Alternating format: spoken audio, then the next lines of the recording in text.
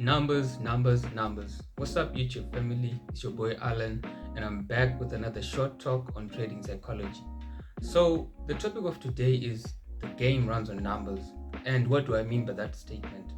Well, in the game of trading, there's a lot of uncertainty, and you sort of have to create your own certainty in the markets. Now, you can choose to create that certainty using your emotions, your gut feelings, and your instincts. Like you can literally project that into the markets, but that's never a successful strategy or an approach to trading. Instead, you want to gather data and numbers that actually prove to you that your systems are working or not. You want to develop an edge in the markets, and the only way that you can do so is by accumulating a lot of data, a lot of information, a lot of evidence that actually tells you that your approach is compatible with the realities of the markets. Now, why would you want to do this? You want to do this because you want to protect yourself from the illusions of the markets. Look, trading is a mind game. It's mostly a mind game. And we all know that the tools that we use in terms of trading is our mind. And the honest truth is the mind can deceive us at some point. And that's why we need to rely on statistical data, statistical numbers that actually prove to us that our systems are working. So the illusions that you want to protect yourself from are: number one, wanting 100% certainty. The average trader craves certainty because they don't want to lose.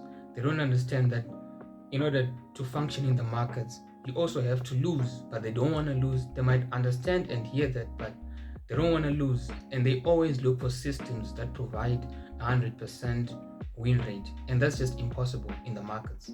So what they'll simply do is they'll hop from a strategy to another strategy whenever that strategy fails because they're looking for something that's 100%.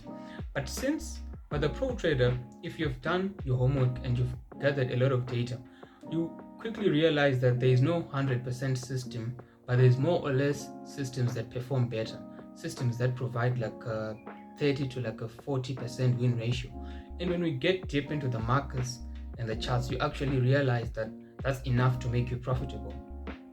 And another illusion that is found in the markets is the illusion of wanting market control. The retail trader craves control in the markets simply because they don't want to lose, or they just don't know how the market operates. The market is going to bring you losses, and that's something that you have to accept. And the only way you can be carried through the periods where you encounter a lot of losses is having confidence in your numbers. Say you backtest your system and it tells you that your win rate is 40%, meaning after every 10 trades you win about 4 trades. Trust me guys, that's enough to be profitable in the markets. It tells you that you win 4 out of 10 times. So even if you encounter 6 losses in a row, you're still going to be cool, calm, and collected because you know that over the long term, you are going to be profitable. The unfortunate part is just that you don't know when the wins and the losses are going to come. But in order for you to maintain a cool head, you've got to trust in your systems. The only way you can trust in your systems is if you know this data. You see what I mean? But the average trader is going to trade based on emotions. If he's going to lose on this trade, the next trade is probably going to be a loss. Okay, we don't know that for certain, but that's gonna put him in a compromised position. The other illusion that you have to be on the lookout for is the illusion that you have skill. How does this look like? It looks a lot like this. You encounter a series of winning trades and then you feel like you're invincible. You feel like you know the market back to back. What this is going to do is it's going to make you overconfident and you're going to make reckless decisions. But if you would have been following your systems based on your numbers, you know that short-term winning trades are there, but losses are to be expected. So you're never really going to over-risk on any given trade because you know that if I do this, I'm compromising my system. See what I'm getting at? And essentially what the retail trader is doing is they're bringing a knife to a gunfight. See what I mean? A knife to a gunfight. Meaning the retail trader is trading based on emotions, gut feelings, and whatever it is that they're feeling instead of using data. And the pro traders, institutional traders, they've got algorithms, they've got statistical data, they've got patterns that they use and look for in the markets. Now just look at the difference. You've got a knife in a gunfight. It's a losing battle. So how can the retail trader overcome this? This is where you need to take control of your own trading.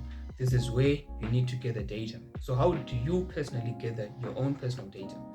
What you're simply going to do is, on any given trade that you take, you're going to journal that trade.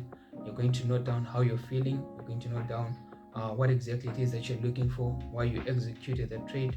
You're also going to write notes on how you were feeling during the trade and after the trade and the result of the trade. What you're also going to do is you're going to backtest your own strategy. What this is going to do is that it's going to make you see if your system is working or not. Another thing that you're going to do is you're going to forward test your strategy. This is now refining your execution, seeing how you can better enter the markets. And while you're doing this, you're gathering screenshots and notes so that you have an idea of how to trade your own system. Another thing that you're going to do is review your trades. You're going to start cherry picking from all the positive trades that you've been doing, while also looking at the negatives, so that you can sort of remove the unnecessary parts of your trading and reinforce the positive parts of your own trading. And finally, you're going to develop your own playbook. Now, this is where you become a pro. This is where you now know exactly what it is that you're looking for in the markets, and you're looking for only that and nothing else. So I really hope you enjoyed this short talk on trading psychology. And remember, if you don't have all those statistics and data, you're literally bringing a knife to a gunfight, and it's a losing battle.